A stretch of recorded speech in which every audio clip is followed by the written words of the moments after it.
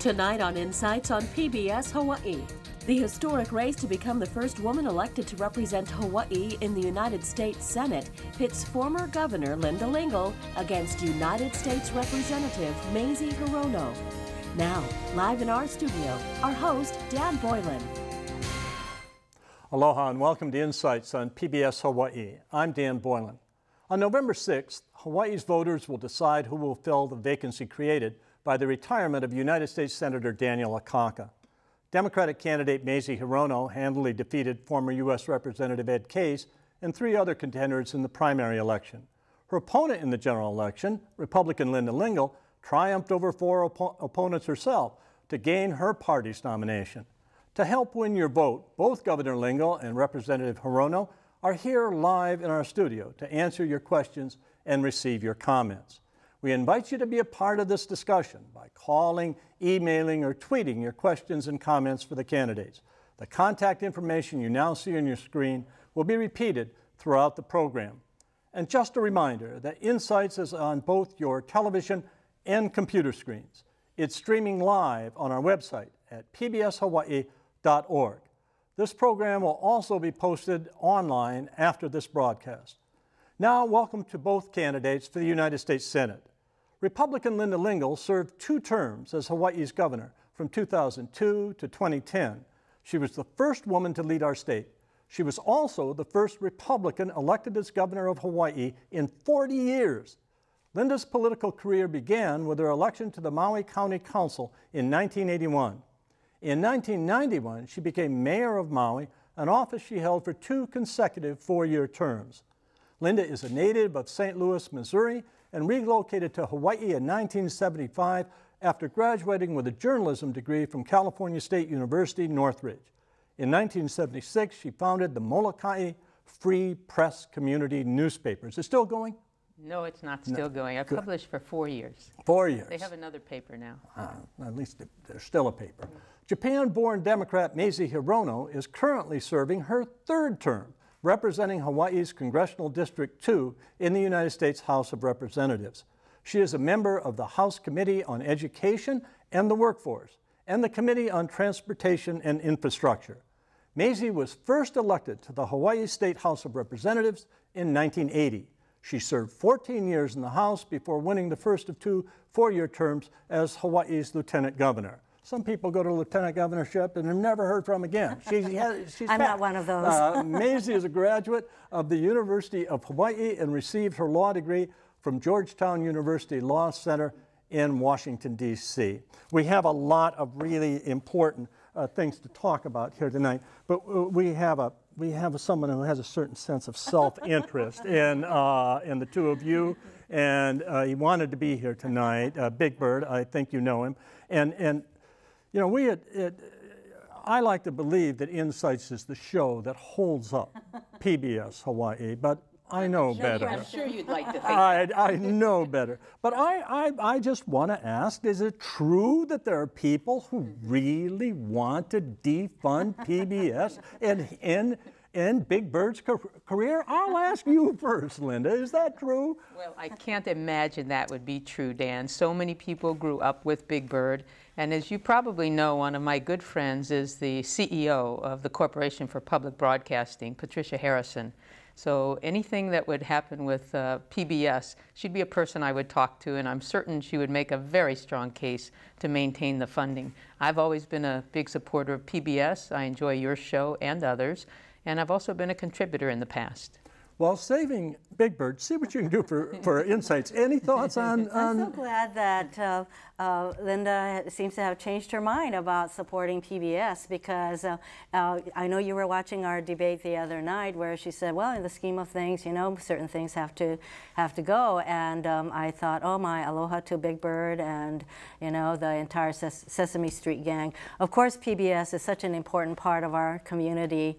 And I actually have, if you go to my office in Washington, D.C., there's a really nice picture of me with Elmo, because they came to Washington, D.C. to make sure that we really understood the importance of public TV, and so I went to the reception to show my support for PBS. Well, before the two of you leave tonight, I want you to both stand and be on each side, and we'll take a picture of you with Well, Dan, since Congresswoman Hirono misstated what I said, and I know you want to get off to a light start with Big Bird, I think it's important to know what happened at that debate. What I said was, and I believe this very strongly, when you're looking at cutting our nation's defense by $50 billion in January, and when Medicare and Social Security are under threat, it is going to be very important for people to look across the spectrum of how we spend our money and set some priorities.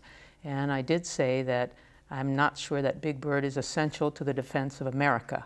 So in that sense, when you're judging how to spend the very limited resources and your $16 trillion in debt, now don't cry, Dan, when I say this, but I don't think Big Bird is essential to our defense. That's true, I said. It's true, I did say that. You just wait till George Romney walked through the studio if this guy's capable of defense. All right, let's move on to another. You know what? Let me just say that we need to have a balanced approach to how we're going to deal with our deficit and debt. And I keep hearing my opponent talk about how important the defense side is. Well, the domestic side is also really important, and this is why I'm just stunned that she said earlier that she would not have supported the Budget Control Act, which kept the country from going over the economic cliff, and that she would have sided with the Tea Party extremists in not voting for the Budget Control Act, which, by the way, even Mr. Military himself, John McCain, supported, and Paul Ryan supported. So it was pretty astounding to me to hear that she was not going to support. She would not have supported the Budget Control Act. We would have lost I've listened to both hundreds of millions of jobs. Mazie, I've listened to both of you on the fiscal crisis that the country faced, and I've done a little reading on it myself. And I don't think, frankly, it's a phrase that's being used all over the place this election year, but neither of your arithmetic works out to me. It doesn't appear, and both of you are always talking about leadership, but it doesn't appear to me that either of you is offering leadership on this one either, because everyone knows that we're not going to get out of this either by cutting exemptions and broadening the tax rate alone, or by taxing only the wealthiest and protecting all of the entitlements. It's got to be a combination of taxation and cutting. Of course, and not only that, you actually have to grow the economy. You have to create jobs, because we're not going to just cut our way out of this economic crisis, which is where the Republicans are. And so when we cut the tax breaks for the richest 2% of the people in our country, which is where my opponent wants to be, which is exactly where the Republicans are. Of course, that's not going to amount to $16 trillion.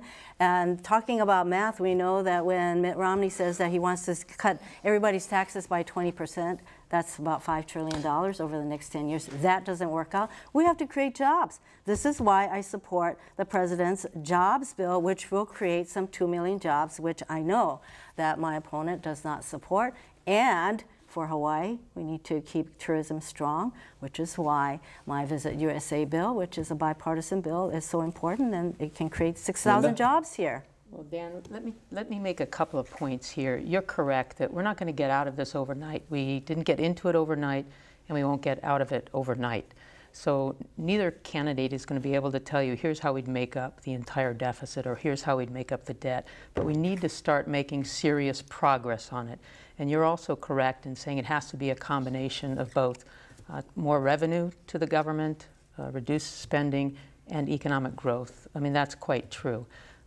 My opponent's visit bill that she keeps talking about really has a very bad provision that would hurt Hawaii a lot. I'm not sure she's looked at it recently. It was a copycat bill that came over from the Senate, and it gives a green card to anybody who will spend $500,000 on a home. And that's going to create tremendous pressure here in Hawaii on housing prices. It's a very bad aspect of that bill that hasn't been talked about yet.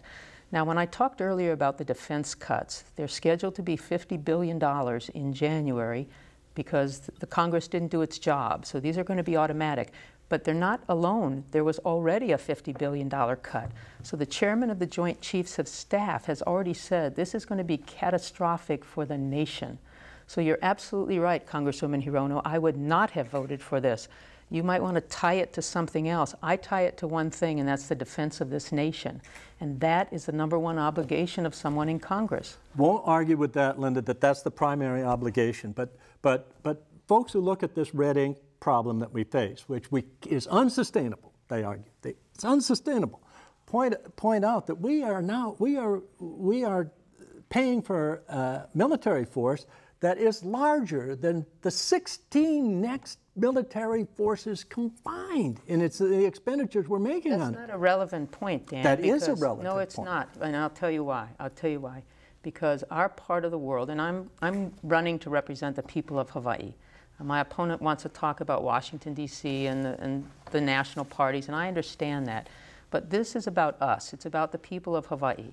And if we're going to be able to secure our future here, we're going to have an Asia Pacific that is peaceful.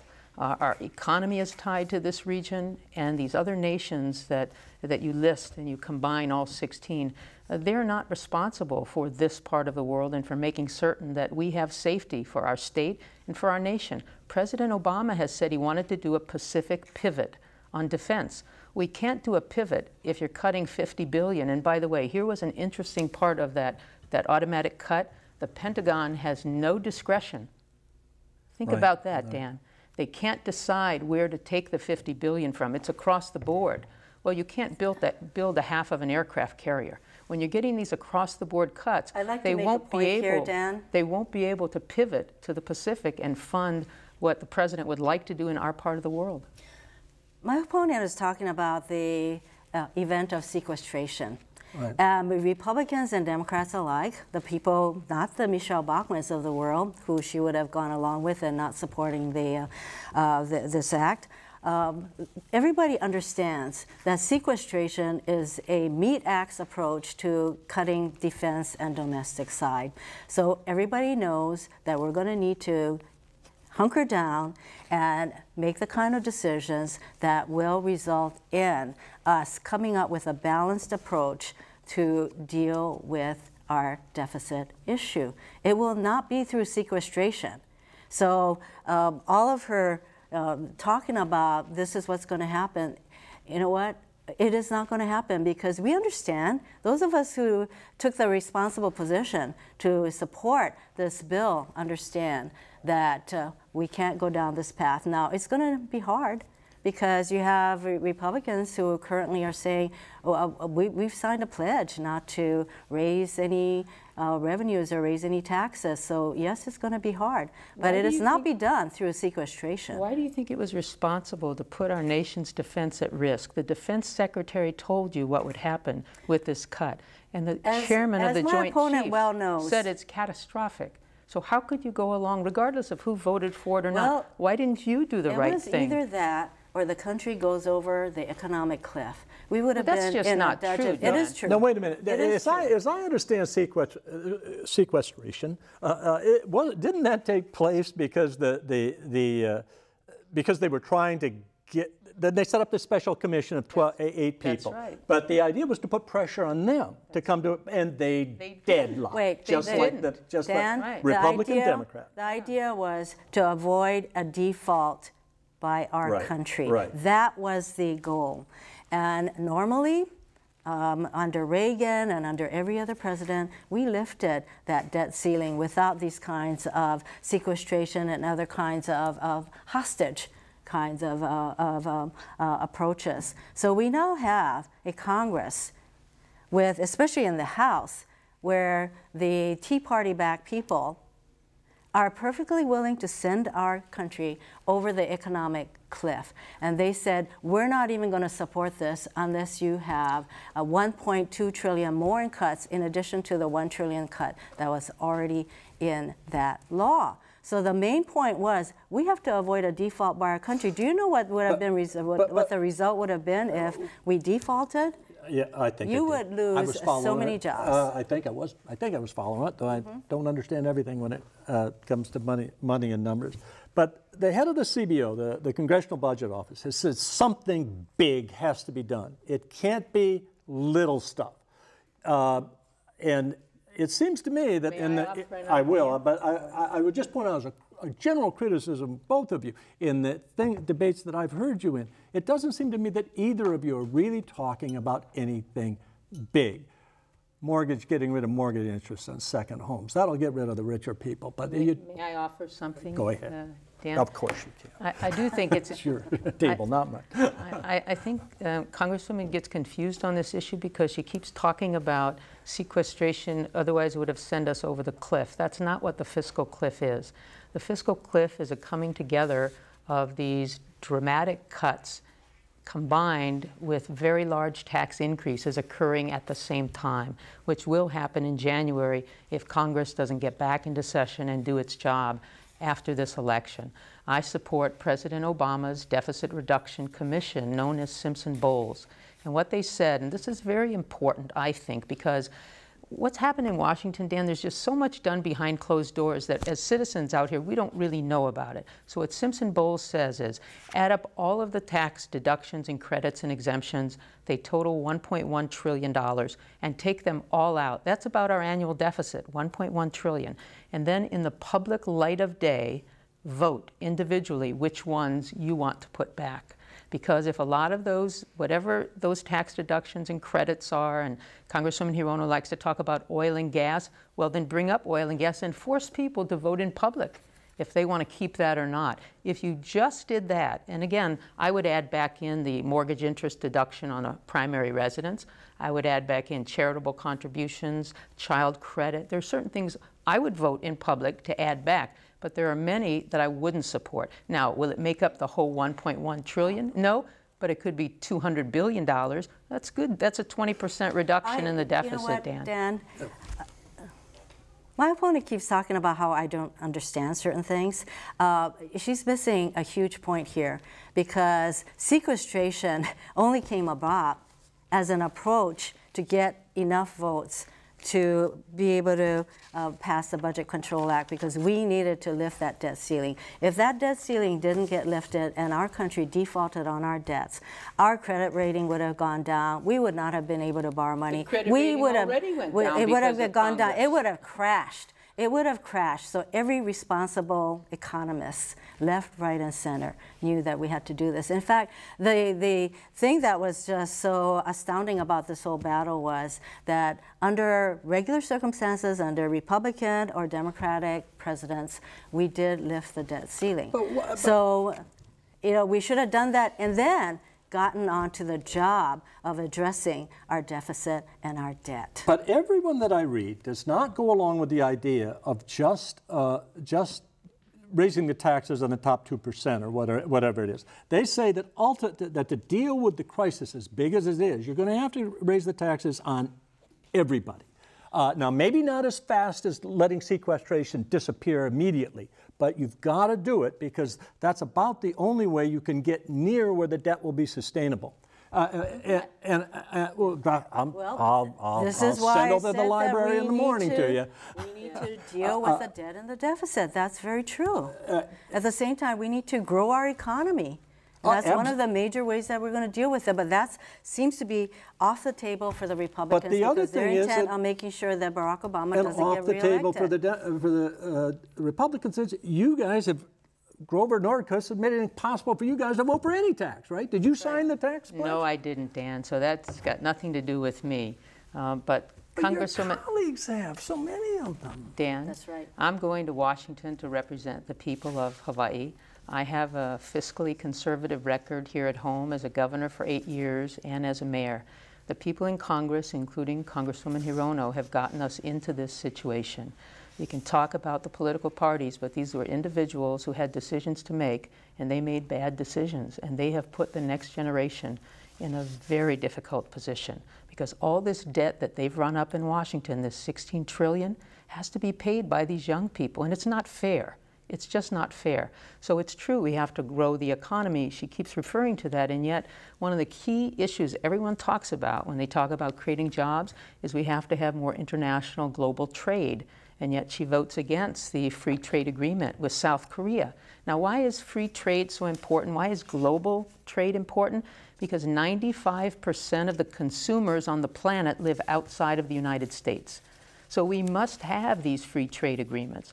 They must be enforced, they must be verifiable, but we have to have open and free trade, Dan. It's just in our interest to do that. My opponent conveniently just sloughs over the fact that we are in the worst economic crisis since the Great Depression, brought about largely by no regulation or insufficient regulation of Wall Street. But you were in Congress. Why didn't you regulate them? You're in Congress. If there's not regulation, why didn't you propose it? I'm not finished answering my question. Go ahead. Okay. So we passed Wall Street reform over the objections of many, many Republicans. In fact, that's one of the first things. That's the second thing that a Republican-controlled Senate would do. The first thing they would do is repeal Obamacare, which I know my opponent supports, repealing Obamacare. And the second thing that a Republican-controlled Senate would do is repeal Wall Street reform so that we'll be right back where we started, when we crashed. And by the way, when we talk about fiscal conservatism, I think it's ironic that it is Republicans who got us into 2 wars, totally unpaid for, added about $1 trillion to our debt, and also the Bush tax cuts for the very richest in our country, unpaid for. Oh, but for me too. Added another $1 trillion. I don't know many people of my friends who ask for a tax. I'm not in that top 2%. That's right. 98% of the people are not in the 98% of the people are not in that top 2%. This is why we need to retain the support for the middle class people, 98%, and we need to raise the taxes and let the Bush tax cuts for the richest people in our country who benefited 80% from the Bush tax cuts expire. They were supposed to have expired. I'm for taxing them more, but I'm for taxing me more. I'm sorry. May I address the issue of the Wall Street reform and the legislation that Congresswoman Hirono supported and passed? It's called Dodd-Frank, and in fact, it did nothing to solve the problem of too big to fail. I support regulation that keeps us from getting into another crisis like the one we got into, but the law they passed didn't do that. What it did do, it protected the big banks, and it put our local banks here at home. If you talk to any local banker, they'll tell you, this new law is going to cost billions of dollars to implement. Everybody knows that their cost on their credit cards and debit cards have gone up because of Dodd-Frank, and hardly anyone gets free checking anymore because of Dodd-Frank. So this supposed Wall Street reform actually lays out how they will bail out the banks again. And this bill does nothing to stop what occurred previously, because as everyone knows, a major driver in the collapse of the economy was in the real estate market, and they've done nothing with Fannie Mae and Freddie Mac.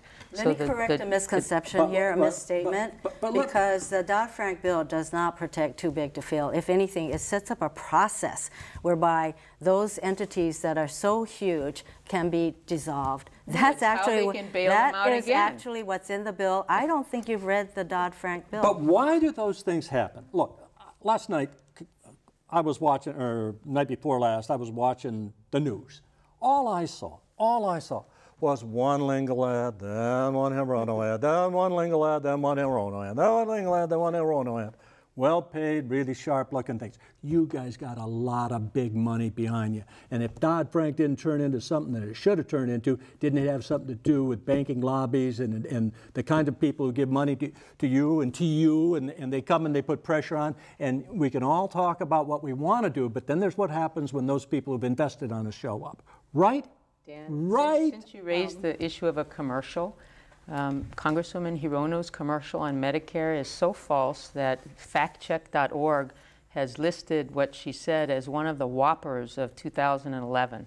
The fact that she cites in her ad has been identified as one that gets repeated all over the country, and in 2011 was voted one of the whoppers for being the most deceptive ad on this area. I wish you would tell me what part of the ad is deceptive. You know, is it that the voucher plan, which is what the Republicans want to do with Medicare? Yes. No. that Dan, there is no voucher involved. It has no voucher. She knows that, this is and she where keeps the repeating Republicans want to go with Medicare. They want to establish a voucher program. I thought they'd back off from that. No. No. Dan, you're correct. So, there is no voucher, and what the Republican plan is, according to my plan. But you still have not responded to what I was first asking about. I'm bothered by the amount of money that has come into the political process. I've always been bothered by it, but I've really been bothered. Helped by Citizens United, by the way. Exactly. It's like this campaign season is Citizens but you United both on act as though steroids. things can happen that can't happen because there are pressures on both of you because of a system that in your campaigns you both profit by. Dan, that's just not true. I don't mean personally profit. The fact that I have contributions from an individual, from an organization, does not affect me doing the right thing for the people of Hawaii. Again, I have a long record as a governor and as a mayor, and there were always campaign contributions because we're an open society, but it does not stop me from doing what's right for the people I represent. Can we talk about Citizens United? Because, you know, that is a United States Supreme Court decision that, in my view, truly warps the participatory democracy that we are supposed to subscribe to. So here's Citizens United, a Supreme Court decision I completely disagree with, and I have signed on to legislation to put in a constitutional amendment because that's basically all the Supreme Court left us with. So you have about 17 of the richest men in our country who are pouring hundreds of millions of dollars into super PACs and independent entities, totally undisclosed, to try to affect elections. And you know what? Most of this money is going to defeat Democrats. So here's my opponent having gotten over $1 million in independent expenditures to reform her image here from the U.S. Chamber of Commerce. And you know what? In Hawaii, they were positive, but in every other state that they played in, they ran the most negative attack ads against Democrats. This is something that I hope the people of this state, as well as the rest of the country, really rise up and say, we need to have a constitutional amendment. Well, I thought you were both opponents of Citizens United, or you were unhappy with it. But Dan, may I address one point that was just made? Before you address it, I want to put this in here. Just because I don't want to lose track of this point. You won't lose track, and this will lighten the mood. If you enjoy Big Bird and want to see it continue, please support it. But do it without my tax dollars. Our taxes can be spent on many other social issues and offer other advantages to the needy, but not for cartoon characters. A cartoon character, Wow, Big Bird. Can you believe that? Okay, go ahead. But may I address this? Because Congresswoman Hirono points to the U.S. Chamber of Commerce endorsement of me and the spending of money on ads here to help me in my election, it's really a great testament to my ability to create jobs in the state. There were 21,000 new jobs created during my 8 years as governor. Before the financial collapse, the net number was 39,000 jobs, but we were affected as well. But I'm very proud that the #1 business organization in the entire nation has focused on my race as one they feel is important because I have a background in supporting job creation. But I would be happy, Dan, if there was less money and more interaction between the candidates. But my opponent has refused to debate me on every neighbor island. She would not appear even once. She turned down the Waimea Community Association, the Maui Native Hawaiian Chamber of Commerce, the Kauai Chamber, and all sorts of organizations. She was invited to the same events I was invited to. So I agree with you. I think it's good to get out with people, to have this kind of interaction, and I appreciate her being here tonight, and I appreciate being on this program, but I wanted to do more interactions. First of all, my opponent never even debated her primary opponents, not even once, whereas I had 5 debates. So I think that this is really a totally misleading criticism because, you know what, this is being televised. People can see this. We are debating 5 times. And frankly, we are having more debates in this Senate race than any other Senate race in the country.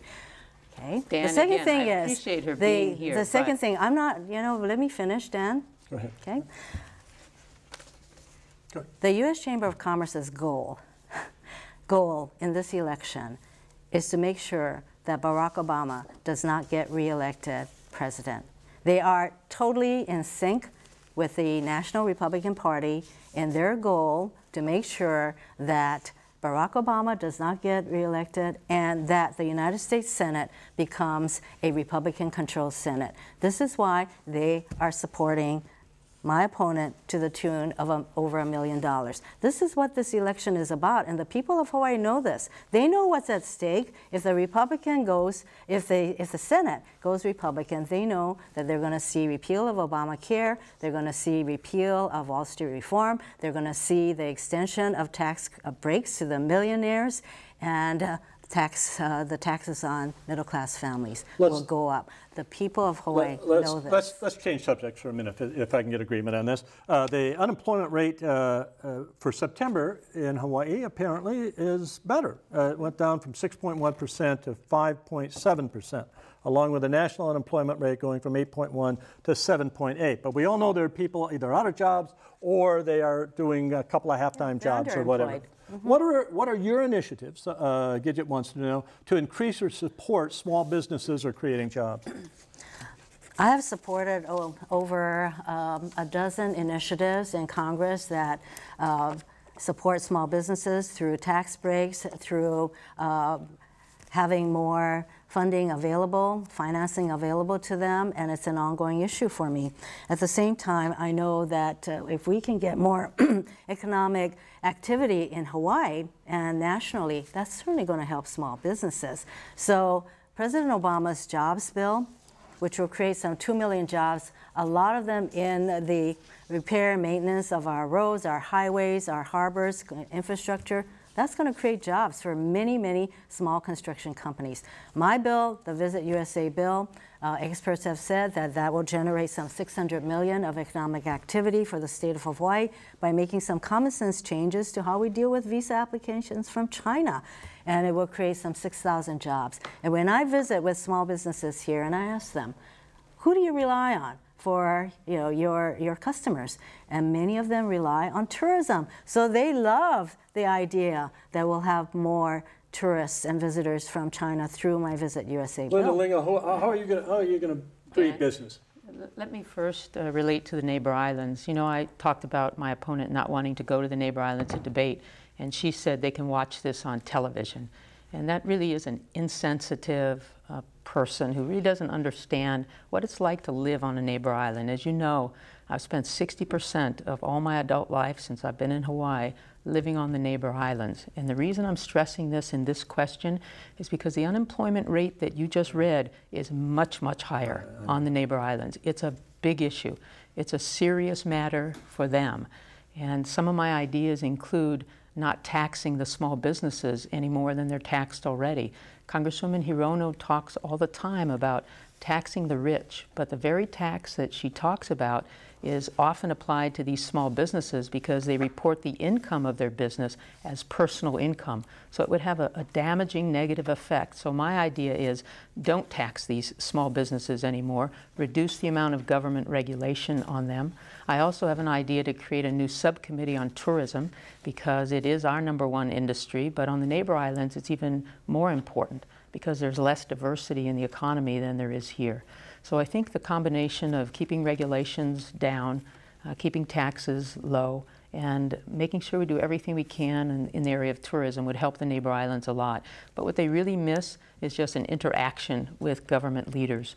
When I was the governor, Dan, I had advisory committees on all the neighbor islands, and it made a big difference because they had a place they could go. I had a liaison from my office there. They could raise issues that were important to them. And what I've proposed, if I can win this race, I want to do some live Skype conferences regularly scheduled. If you come to a certain place at a certain time, we can talk in real time about the issues that are affecting them. And there are many that affect fishermen and hunters and other people on the neighbor islands. They don't feel they're being heard in Washington at all. Dan, considering I actually represent all of the neighbor islands, I've done teletown halls with thousands of my constituents throughout my district online at the same time. I've done Skyping. I've done as you know, the Obamacare allows small businesses that provide insurance to their employees a tax credit, and I've done sessions where our small businesses, some 18,000 of them, can benefit from that tax break so that they can be helped in how to do that. And I actually voted for a bill that came to the floor that would keep taxes down for 97% of small businesses and 98% of individuals, and that vote was defeated by Republicans in the House. Now, this is a Republican talking point to always focus on the small percentage of small businesses that would be affected by the, when we talk about eliminating the tax breaks for the richest 2%, the percentage of small businesses in that group is very small. But at the same time, I supported legislation that would keep their taxes low, and the Republicans in the House did not vote for it. Dan, since you mentioned the President's jobs bill a couple of times, could I make a comment about that? It'll be a quick comment. She refers to it as a jobs bill. You know, they always give it names. But in fact, what it does is add another $500 billion in debt. So it's going in the wrong direction, Dan. And we know from the first stimulus bill, and again, I think you try things, but when they clearly don't work, then you don't do it again, especially when the debt has increased so much. So that bill that she refers to as a jobs bill adds $500 billion in debt to the nation. I think it's interesting that my opponent has talked about the stimulus bill, which I voted for and not a single Republican in the House voted for. It brought $1.4 billion to the state of Hawaii. And my opponent was quoted, and I'm paraphrasing, and saying that stimulus bill was very welcome because it helped us to balance our budget and also saved a lot of jobs, the police, teachers, firefighters. How can anyone say that $1.4 billion in stimulus, of which about $240,000 went for infrastructure, that's our roads, our highways, our harbors, that didn't do anything, that did not preserve or create jobs? It defies logic.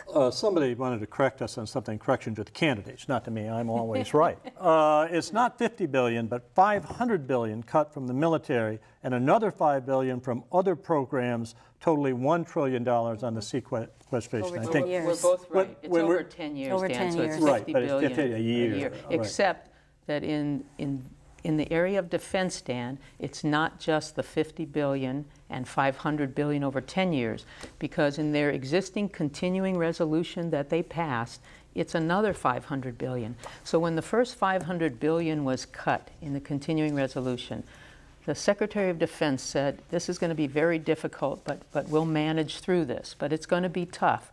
When the second $500 billion came, he said they had put a gun to the head of the American people.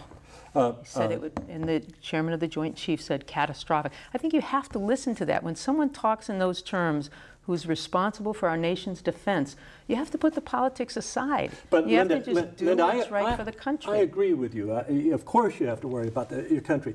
But we did fight 2 wars without paying for them. And the military is a very expensive thing. And are we supposed to keep that going when those wars are winding down because of this pivot? Yeah, we're not continuing, Dan. The president's budget had $88 billion for both Iraq and Afghanistan for this year. So it's not of the magnitude that you keep talking. $1.4 billion again. That was also $1.4 trillion. That was over a 10-year period since this began. But look what's happening in Libya today. Look at Syria.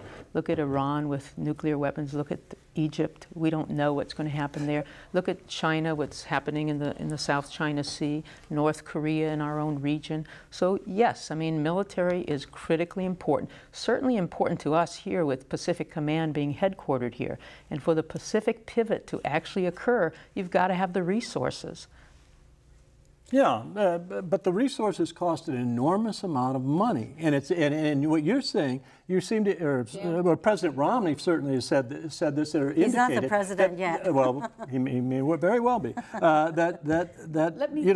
Maybe we've got to put boots on the ground in the Middle East, in another Middle Eastern country. Dan, you can't find a poll of people in this country who want another war in the Middle East. And I don't either, Dan. And this is a very good and fair question and an important question. And let me talk about history a minute.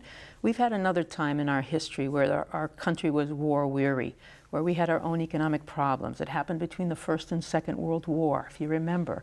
Yeah. And we became isolationist, and we downsized our military dramatically. And we said, look, what's happening in Europe now, we see what's happening with fascism in Italy, and yeah, Spain, and yeah, Hitler came to power, but it's not here, it's not us. We can't get involved. So again, we downsized, we reduced our ability to fight a war if we had to, and we were rudely awakened on December 7th of 1941 when we realized we cannot isolate ourselves, Dan, and to reduce our military so substantially. Again, when times, seem safe, but when times change, we have to be ready. You can't just gear up overnight. I know a little history of that era, but I'm not going to argue with you about it. I'll let you have your say. This is only if the sequestration scenario plays out, which I have already said that the Republican and Democratic leadership is saying that this kind of meat axe approach is not the way to go. So the responsible people are going to work very hard to make sure that the scenario that she keeps talking about does not come to pass. So at the same time, nobody's talking about compromising our national security. That's not what we're talking about. If there's anybody talking about much more of an isolationist kind of an attitude, it is the Tea Party people who now run the House, where they don't even want to travel anywhere because they are so isolationist. So let's not go there. Let's be reasonable. We need to have a strong national defense. And yes, this is what's going on in the Middle East. That is a volatile area, and what is happening in China, what's happening in North Korea. This is why I'm glad that President Obama and Secretary of State Hillary Clinton both said we are going to be very focused on the Pacific area for national security, and that is, of course, going to continue Hawaii's importance for national security. We're talking about a reasonable approach. People acknowledge, we all acknowledge, that on both the domestic side and the military side, we need to make some cuts. But we're not going to do it through sequestration, which is the meat axe approach that my opponent keeps talking about. I am going to change the subject right now. Oh, good. It's my prerogative to change the subject right now. Thank you, Dan. One of the biggest things you have to do, certainly just picked up a book by Jeffrey Toobin about Obama and the Supreme Court and the court, which I'm looking forward to reading. But is choose, advise, and consent on appointments to the United States Supreme Court. Probably going to be at least 2 or 3 in the next 4 years. Maybe in 8 years there'll be who knows how many. You have said that you do not believe in a litmus test. Then you list Lilly Ledbetter, Roe v. Wade, and several other things that you would be very sensitive to. You say all you want is a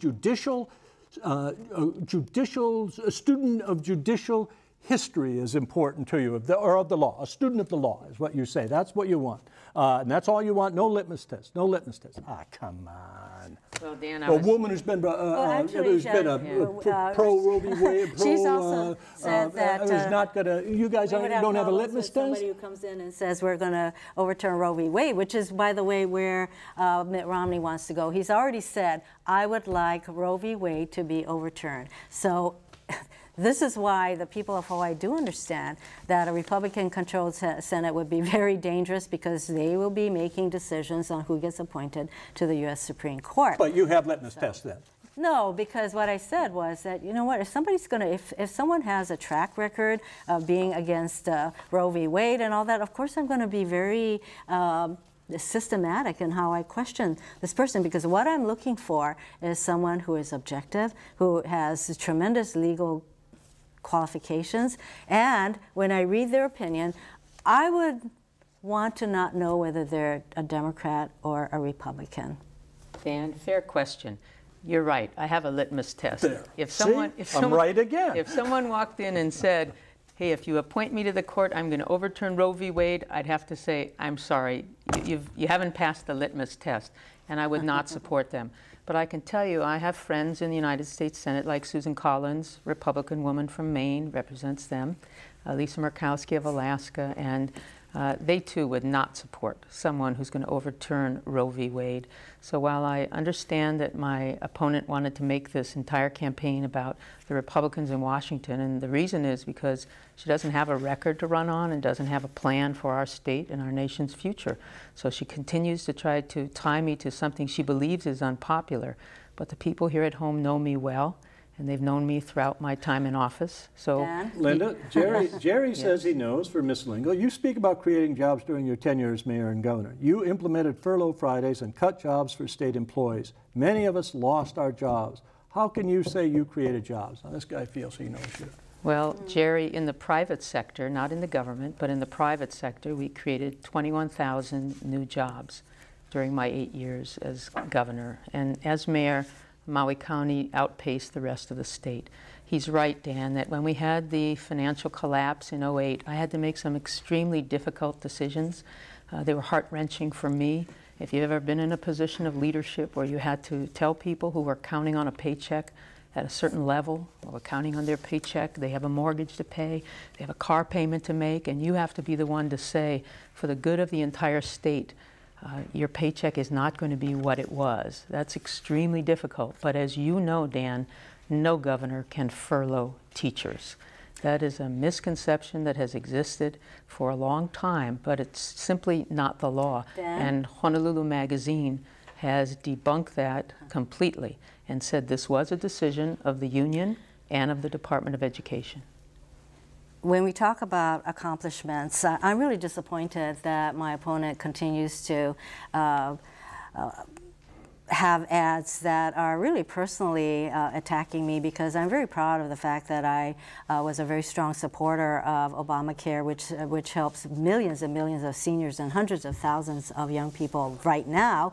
And I made sure, I fought to make sure that my amendment that preserved the Hawaii Prepaid Health Care Act was put into the House Obamacare. I'm also really proud of my very vocal support for the Lilly Ledbetter Fair Pay Act, which assures, we hope, fair pay and equal pay for women. I still don't know whether my opponent supports it, and I certainly don't know where Mitt Romney is on that. I do know that as governor, she vetoed a fair pay bill and allowed another one to go into effect without her signature. So I really wonder where she is on this. And as long as we're talking about accomplishments, let's face it, her record of accomplishments are it's very mixed, because you know what, that gentleman talked about furlough Fridays. Yes, who can forget furlough Fridays? Because the governor signed the executive order that allowed furlough Fridays to occur. Who can forget the Super Ferry fiasco? And on her watch, 2,000 direct jobs were lost when Aloha Airlines went under, and she sat on her hands. I want to ask Our state was number 48 in business Dan, I must friendliness. insist on this one point, please. I have a good question for you. Do I I get know, to but insist after this I too? get, I'd love but to I insist. want to respond to a couple of things. First, she said I sat on my hands at Aloha Airlines. Congresswoman, here's a copy of the letter from the president of Aloha Airlines to me when this was going on. I was very active, Dan, throughout this period. And he says, my most sincere thanks to you and Attorney General Mark Bennett for actively interceding in the serious issues related to the Pension Benefit Guaranty Corporation and Aloha Airlines. As a result of your involvement, more than 3,500 employees continue to be gainfully employed, and Hawaii continues to benefit from the transportation services provided by Aloha Airlines. Congresswoman, that's a direct letter from the president of Aloha Airlines. So she's mentioned this twice in public.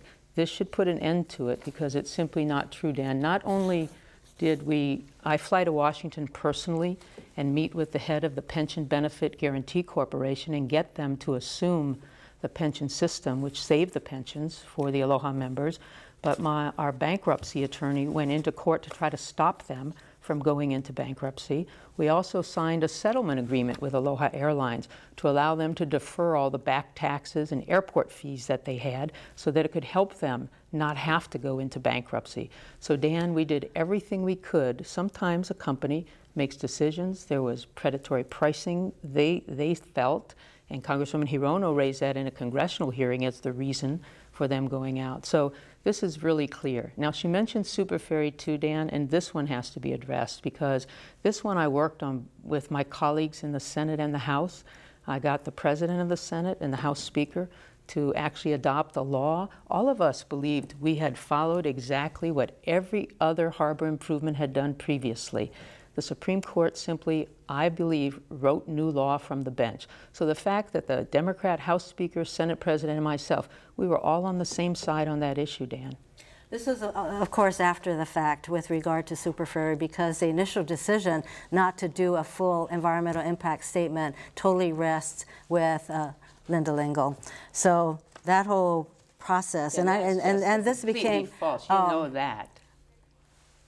It was your decision not to do a full EIS, which the Supreme Court said was wrong.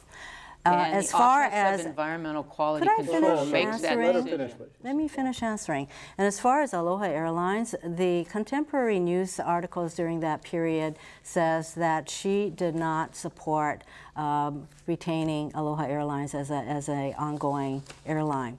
That's what of course by the time they go under, then they need to have the employees' pensions taken care of, and there is a federal pension guarantee fund that can kick in, and that is what they pursued. Dan, I want a settlement agreement with Aloha of a year earlier. We were working on this. I can't deal with documents here. I can't look at this. These are my documents. These questions. You know, Dan, what are you doing to me, Linda? My point here is that my opponent's record as governor is mixed, but we're not talking about what her record as governor was. We're talking about what the effect of electing a Republican to the United States Senate when the Republicans only need 4 seats in order to take control of the Senate and thereby follow their agenda of repealing Obamacare, repealing Wall Street reform, making sure that the millionaires and billionaires keep getting their tax breaks while middle-class taxes go up, changing Medicare as we know it. This is what this election is about. Who will gain control of the United States Senate, not to mention the fact that Senator Inoue will no longer chair the Appropriations Committee. And for my opponent to say, oh, that makes no difference, he will still be a powerful senator, totally is, it's unbelievable, because of course everyone knows that being the chair of a committee is the person who sets agenda, who provides leadership. I've had Republicans sit at this table over the years and said, we would have gotten anything. We'd gotten, Inoue had nothing to do with it because we have all these bases. We still would have gotten all that money. What do you do with that? I would certainly beg to differ. Let's see if this because Republican there are so agrees many with people. That. Let's see if we can get her to agree. Well, you know what? I think that her ad. Like to address this I think her ad that talks about how important Senator Inoue is answers that question already. Dan, I think it's important for us to look at this race as what's best for Hawaii, not what's best for an individual, what's best for a political party, but what's in our long-term best interest. And I really believe it's to have a foot in both camps, so that if the Republicans do gain a majority in the Senate, whether now or later, or the Democrats, we have someone from each party who's a part of that majority caucus. That's what's most important. And it is a fact that Senator Inoue has 50 years of seniority, Dan. He is going to get the same amount. He's been delivering for the state of Hawaii, whether the Republicans were in control or the Democrats. And he himself has told us through the years that his ability to deliver for us was tied to his long-standing relationship with Republican Senator Ted Stevens of Alaska. I know you've heard him make that point. Right. And I'm saying there's no need to look to another state. We could have that same advantage by having a Republican and a Democrat. Not just any Republican, but someone who can go to Washington with a good record, who knows people there in the Senate, who could really make a difference for our state over the long term. So this is about who is going to represent Hawaii, not just for a couple of years, but over the long term. This certainly is about who's going to represent Hawaii, and it should be someone who shares our priorities. It should not be someone who's going to go to the United States Senate and enable the Republicans to gain the majority and thereby follow through on their agenda that will repeal Obamacare, which will hurt millions of seniors in our country. How does that help the people of Hawaii? Or to repeal Wall Street reform so that we're right back where we started before we hit the economic skids in 2008. How does that help Hawaii? And changing Medicare to a voucher system, how does that help the almost 200,000 seniors who are here and who are already on Medicare. This is about who can best represent Hawaii. And when my opponent keeps talking about a foot in both camps, that is basically saying we're going to send 2 senators up there who will cancel each other's votes. Obamacare, if Linda Lingle had been in the Senate, would never have passed. And then you would have thousands of seniors who would be adversely affected, hundreds of thousands of young people. And by the way, Obamacare also ensures that women cannot be discriminated We're running out of time. We got about, I think we've had about equal time for everybody, but we got about 30 seconds. Right. You want to repeal Obamacare? Obamacare takes $716 billion out of Medicare over the next 10 years, and it reduces the payments to doctors, to hospitals, to hospice organizations. This would be so damaging to our seniors because their access to medical care would be so We got to start talking about, I'm a kapuna. Stop talking about me. Let's take care of the young people. $16 billion has been debunked. That is a Republican talking point. It reminds me of It's just a fact. Dan, it has been debunked. You guys, they're going like this over here. It reminds me. Thanks a lot. I want to say a last good word for Big Bird. Thank you for being here. Next week, PBS Hawaii President and CEO Leslie Wilcox. Boy, these women have driven me to distraction. Leslie Wilcox will moderate Insights featuring the race for Hawaii's 1st District congressional seat. This is a rematch between current Democratic Representative Colleen Hanabusa and her Republican predecessor, Charles DeJoux, who both hope to return to Capitol Hill. That's next on Insights on PBS Hawaii. I'm Dan Boylan. This is Big Bird. Ahui ho.